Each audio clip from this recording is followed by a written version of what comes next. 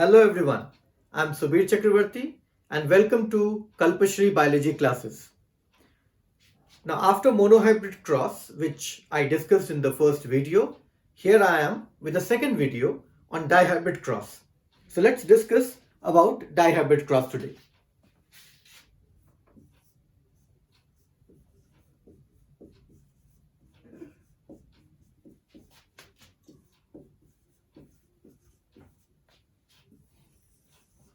Now, as you can see that it is a dihybrid cross. Di means two. So what are we going to do? We are going to discuss the inheritance of two characters, right? So in monohybrid we discussed about the inheritance of one character, and here we are going to discuss about inheritance of two characters. So we will be taking the characters from the pea plant because that is in your syllabus of class 10 biology. So let me take two characters. Let's say I'm taking shape of seed as one character and I'm taking color of seed as another character. Okay. Now, as you know that a pea plant will have, each character will have a pair of contrasting traits. That means two traits. Okay. So in case of shape of seed, the two traits are round and wrinkled. And in case of color of seed, we have yellow and green. Out of round and wrinkled, round is dominant, and out of yellow and green, yellow is dominant. Okay. So now you know this thing that if round is dominant, obviously we will be representing round, homozygous round by capital R and wrinkled by small r. Similarly, yellow is dominant, so capital Y being small y. Okay, so let's start the dihybrid cross. Parent generation. Yes, we are considering, round and green seeds crossed with wrinkled and yellow seeds. Fine. So these are the two characters. Okay. That is color of the seed, represented by yellow and green, and shape of the seeds being represented by round and wrinkled. So four traits and two characters at a time. So this is the phenotype which is given. We need to write down the genotype as well. So here round and green, as you know, it is homozygous round. So capital R, and for green we'll take small y. For wrinkled and yellow, in wrinkled you can see small r, and yellow, since it is dominant, both capital Y. So here we are done with the parent generation, the phenotype and the genotype of the parent generation. Okay, so this is the parent generation. Now gamete formation. So let's see gamete formation now. Here what are we going to get as the gamete? So here we will be getting capital R, small y, and here small r, capital Y. So these are the gametes which are formed. Okay, so let me write gametes. Now obviously fertilization. So fertilization will occur, and what are we going to get now? See the genotype first. It's capital R, capital Y, small y. What does this represent? This genotype represents the seeds are round and yellow. Okay, isn't it the same thing that we obtained in the case of a monohybrid cross? Yes, of course it is the same thing. Okay, so out of round and wrinkled, round got expressed in F1 generation, and out of yellow and green, yellow got expressed in the F1 generation. So that is why these are the dominant traits. But then the difference is that in parent generation, it was homozygous dominant, whereas here it's heterozygous dominant. Clear? So we got in the F1 generation, what did we get? We got round and yellow seeds, right? So all plants will have round and yellow seeds in F1 generation. Now what is the next step? The next step is selfing. Okay, so let's see what happens in case of selfing and what ratio do we get in the F2 generation. Okay, so now we are all set to see that what is going to happen in the F2 generation. Okay, so you can see over here the genotypes are mentioned. This is what we obtained in F1 generation, all round and yellow seeds, right? And now selfing will be done. So first, gamete formation. So how to write down the gametes? What you have to see is that you have to take one allele from a particular trait. Okay, so suppose if I'm taking round first of all, so one allele from round and one from yellow, then round and the small y. Similarly, small r, capital Y, small r, small y. So it's like round, capital R, capital Y, capital R, small r, capital Y, and small r, small y. Okay, and it's a selfing, so definitely we are going to write the same thing on the other side. I told you that doesn't matter that whether it is the male or the female, whatever you write here, but like by default we write this thing. So let's see what is the result that we are going to get here. So it will be like capital R, capital Y, see this one and this one. Okay, capital, capital, capital small, capital small, capital, capital, capital small, capital small.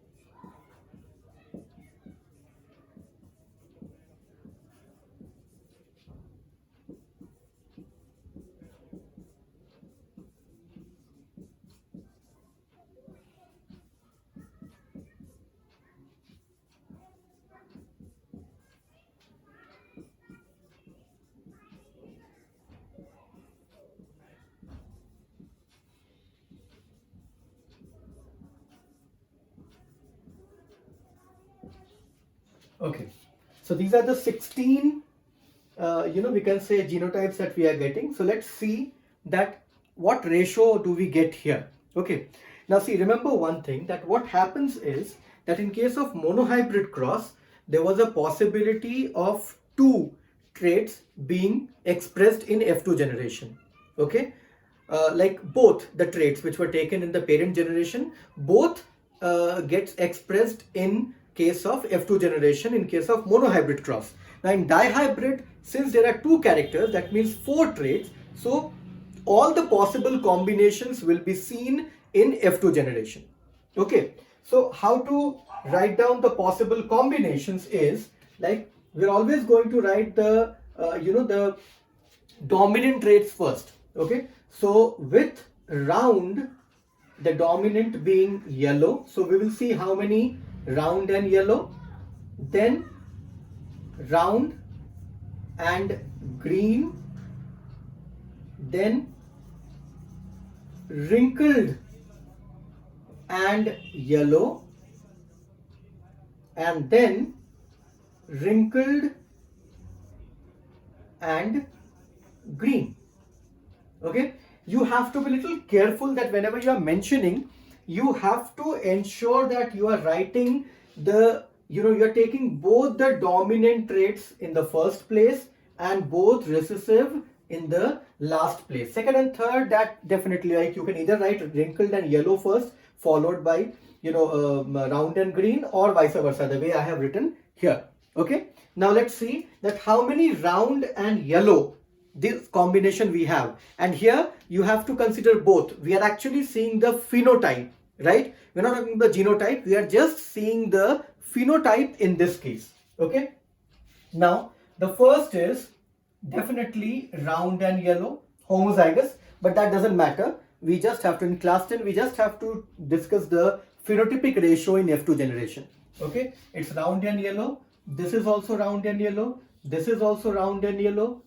This is also round and yellow. Again, round and yellow. This is not round yellow. This is round but green. This is round and yellow. This is also round and green. This one is round and yellow. Again, round and yellow. These are all wrinkled. Okay, round and yellow in this case. This is also round and green. This is wrinkled, wrinkled. Okay, so how many do we get out of 16? We have 1, 2, 3, 4, 5, 6, 7, 8, 9. Okay, so 9 out of 16 will be round and yellow. Now let's see round and green. Okay, so for round and green, we can say this is basically round and green. Okay, this is round and green. This one is round and yellow. This is round and yellow. This is round and green. So 1, 2, 3. These two are wrinkled. Okay, so 3 round and green. 3 out of 16. Now the third that we're going to see is wrinkled and yellow. So this is wrinkled and yellow. This is wrinkled and yellow. And this is wrinkled and yellow. So again, how many? We get 3 out of 16 as wrinkled and yellow. And we are left with only one right now, that is this one, the last one. This is wrinkled and green. So what do we get? The ratio over here will be 9:3:3:1. And this is the phenotypic ratio in case of a dihybrid cross. Okay, in F2 generation, of course. Okay, we don't have to write about the genotypic ratio here. That is not to be studied in class 10. Okay, you'll never be getting any question from genotypic ratio in case of in class 10 board examination. So we can straight away write down here that the phenotypic ratio, okay, is 9:3:3:1. This is the phenotypic ratio that we get in case of a dihybrid cross. Okay, fine. Now whenever you're writing 9:3:3:1, one thing which I have told you that is always to be kept in mind is that you have to take the first place you have to take both the dominant traits, and at the last place both recessive traits. In between you can always flip if you want, but first is both dominant and last is both recessive. This is important to remember. Otherwise, like if you don't take in this order, definitely it is not going to be correct. Now, many a times children think that dihybrid cross is not explained in NCERT books.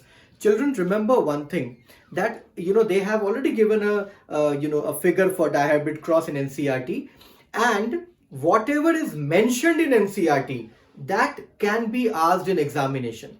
Even if that the figure is only given, but an explanation can be expected from NCERT in the board examination. So you have to be very, very careful that you study all the topics that are mentioned in NCERT. Even if it is in the form of a figure, it can be asked. Okay, so now I hope the concept of dihybrid cross is clear to you.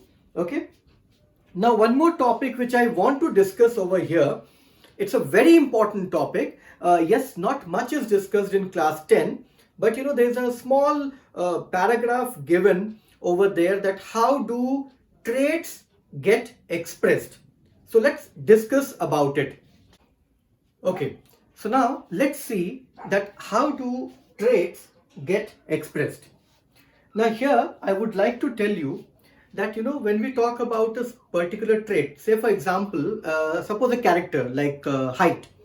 A pea plant can either be tall or short, right? So we say that yes, there are hormones which are responsible for the height of a pea plant, right? And since you have not studied about hormones, so you don't know about these, because the chapter of control and coordination has been deleted this year. But you have read about hormones in class 8, so you have a fair idea about hormones, right? So now what happens is then sometimes children get confused that is it the gene which is controlling the traits, is it the hormone which is responsible for that particular trait, what is actually responsible for the trait. Now let me tell you one very important thing in biology that is called the central dogma. You know what happens? Ultimately, I'm not telling you the entire central dogma because you will not, something which is not in your syllabus. There is discussion about central dogma in class 12 biology, not in class 10. But I just want to tell you that it is basically DNA which is indirectly responsible for the formation of proteins. Okay. In between there is mRNA also, but as I told you, I'm not discussing that. It is not in your syllabus in class 10. Okay. So mainly what happens that proteins are formed due to the action of DNA. Okay. And when we talk about the hormones, those hormones are produced because of the activity of certain proteins. Okay. Now, where does that gene come into picture now? Gene is basically a functional segment of DNA, a small, we can say, functional segment of DNA is gene. Okay. So the entire the entire DNA is not responsible for the formation of protein basically, right? To understand, you can just say that it is a small part of that DNA, which is called gene, which is responsible for the formation of different proteins, and these proteins are involved in the production or synthesis of the formation of hormones. Okay, so yes, of course, what happens is that if the the proteins are functioning properly, then adequate concentration of the hormones will be there, and the plant will become tall. And if the proteins are not functioning properly, then definitely that adequate hormone will not be formed and the plant will become dwarf. Okay, so this is what you have to remember, right? So how do traits get expressed? DNA, a small fragment of DNA is called gene. So that is responsible for the formation of proteins, and these proteins are involved in the production of hormones. So this is the important thing, that how traits are being expressed. This is what you can write if it is asked that how traits are being expressed. Okay, you can expect it as a 1 marker question in CBSE board class 10 board examination, right? So this is it about dihybrid cross. Third video, I'll be discussing about Mendel's laws of inheritance, and I'll also be posting the notes in the box. You can check those as well, because in NCERT a proper description of Mendel's laws of inheritance is not there. But since we discuss about monohybrid and dihybrid, so yes, we need to understand the laws of Mendel as well. So in the next video, I'll be presenting the third video from this particular topic, and we'll conclude this topic, and then we'll move on to the other topic. As I saw that in the description box, a few children wanted life processes to be taught. So yes, I will be posting videos from life processes as well. Thank you.